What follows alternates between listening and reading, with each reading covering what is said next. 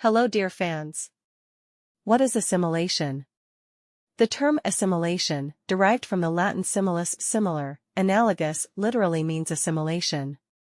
This word refers to processes with similar mechanics in completely different areas of knowledge, in biology, linguistics, sociology, and ethnography.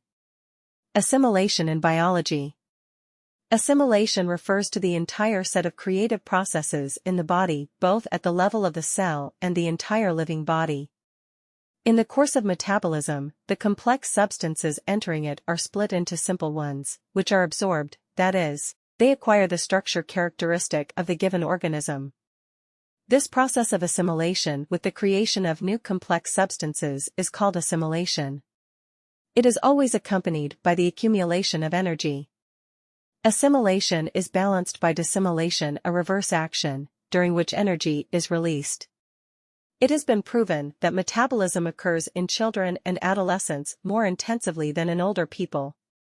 Assimilation in social processes.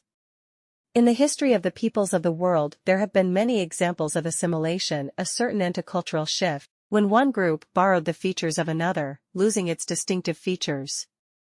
Assimilation can be voluntary, for example, as a result of exposure to a different, more developed, attractive culture, or violent. Forced assimilation most often becomes a consequence of the conquest of a nationality, colonization or inclusion in a larger state, as a result of which customs and mores, religion and everyday norms of the dominant culture are implanted among its representatives. An example of assimilation is the policy of multiculturalism of the modern states of Western Europe, which promotes a secular nature and the erasure of interethnic characteristics.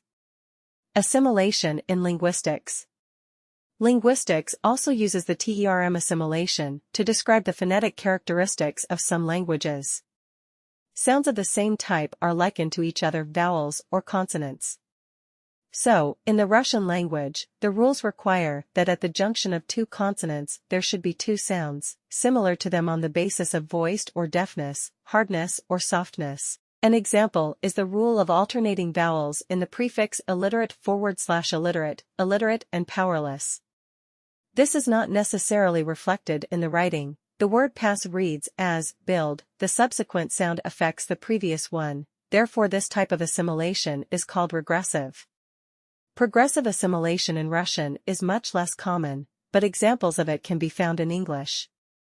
For example, in the word cats, the last letter is read as S, not Z, since it follows the voiceless sound, T. Thanks for watching.